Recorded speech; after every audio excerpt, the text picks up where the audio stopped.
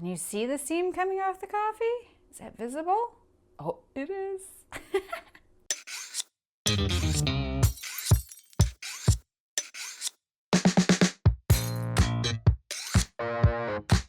What's shaking bacon? I'm Joni Simon. Welcome to my studio. This is where I do food photography. So if you're into that, you go ahead and hit the subscribe button. And today is the fourth and final in our series about how I film my videos, both for YouTube as well as the videos that I do for clients, which are typically cooking videos. So today we are talking about how I plan those out. So if that sounds exciting to you, you stick around. So as I've mentioned in the previous videos, I of course have two different kinds of videos that I'm typically creating here in the studio. And the first is the YouTube videos that you see, of course, here every week. And then there's also the cooking videos that I do for clients. I used to do them also for my own recipes for my blog, but life gets crazy. And so I mostly only do those when clients request them. So first, let's talk about how I plan the videos here on the Bite Shot, these tutorial style videos. And one of the number one questions that I get is, do you script these? And no, I do not, because I wholeheartedly believe in this feeling like it's a conversation, like you are here with me, I'm just talking to you, it's ad-lib, so that it feels genuine, it feels authentic, it doesn't feel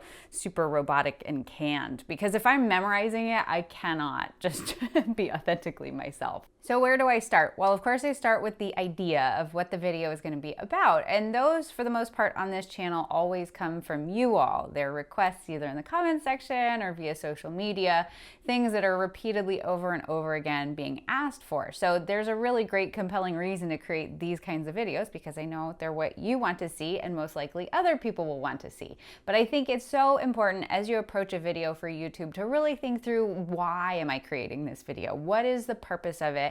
And for a viewer, why is it going to help them? How is it going to benefit them? Like what's the why behind it? That's a really great place to start. So we're just going to use this particular video as an example, and I'm going to walk you through the planning process that I went through to create this video. So of course the why being because you all asked for this video, so I'm creating it. So then once I know why I'm creating the video, so I'm creating this video because it's requested and the topic is how do I plan my videos, with really the intent in mind that I can teach you how to plan your own videos, or at least how to attack them. And so from there, I really want to come up with, what are my main talking points? Like, what are the big takeaways that I want somebody to have after they've seen this video? Kind of those major like bullet points. And those major takeaways then can turn into kind of a list, and lists do really well here on YouTube. You know, you've seen, like, for example, 17 tools for food styling, or 5 tips for using leftover turkey. That we really like those numbers. And so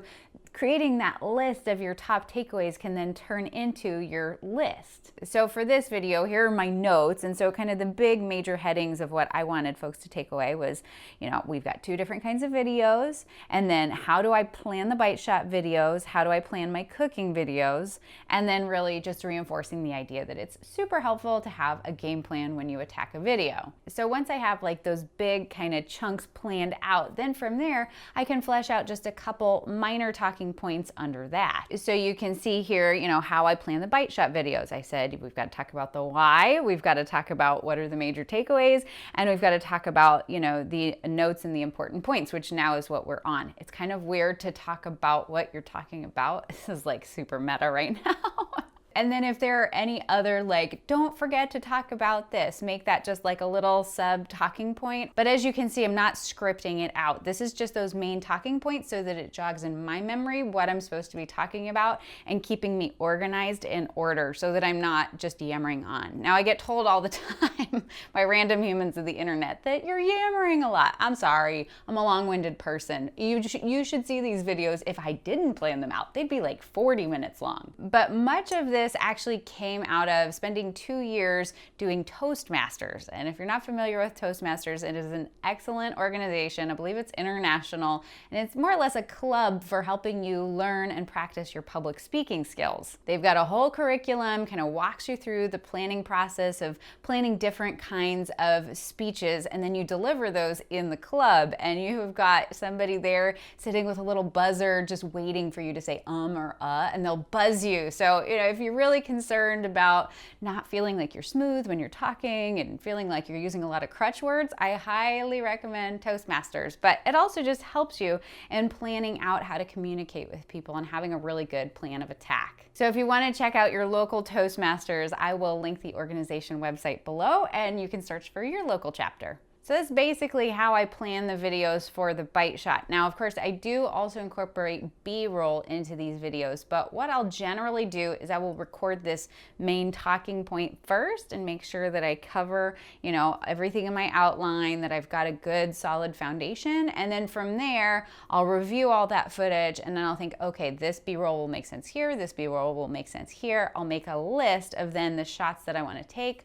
I'll take all of that, throw the footage in, and then I'll do the final edit. And then the other kind of video I create are cooking videos. And so these are generally for clients, like I mentioned, and these can be like the tasty style hands in pans where it's sped up and it's overhead and you're chopping things and you're stirring and mixing and boom, voila, you have the finished product. Or maybe it's something a little bit more slower paced or a different kind of format. There have been even situations where I'm serving as the spokesperson, so there's voiceover component to it. It can take many different forms, but the thing that's behind every single one of those videos, no matter the format, is having a really effective shot list that I've come up with the client, because we want to make sure that we're incorporating what their creative vision is and what are the things that are super important from their perspective to include in the video, and whether that be talking points or whether that be specific imagery, that we want to understand what those are and include those then in a list of a timeline of shot by shot by shot,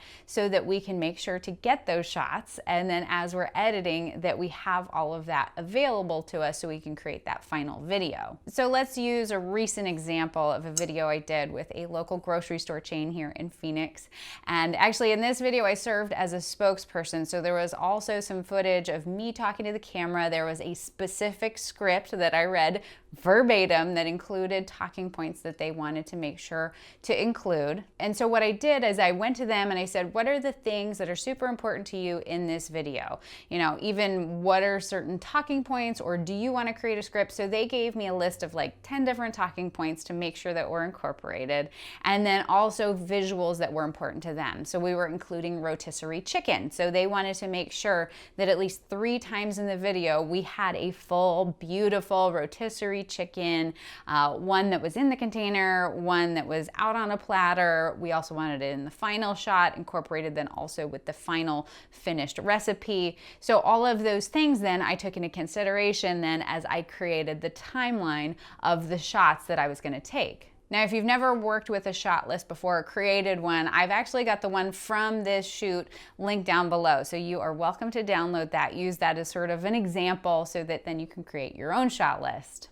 And you can see this includes things like what is the angle we're going to shoot particular scenes at, because you have to think through when we're creating a food video, we want to keep the pace moving. And so kind of having everything from the same exact angle over and over again kind of gets boring. And so when you want something that's going to grab people's attention, it's going to keep them engaged, you want a variety of different angles, you want close-ups, you want wider shots, you want slow-mo shots, you want faster moving shots. And so including those details in that shot list is going to be super duper helpful, so that when you get into the filming process, you know exactly what you're going to be filming. And then you can see we've also included details like what's the mood of the music, what's the kind of lighting, what are the colors, what are the props. All of these details then would be included in a shot list, which then ultimately I compile and then I send to the client for them to review, and then they make any changes or any adjustments, or we talk through things that we might want to change.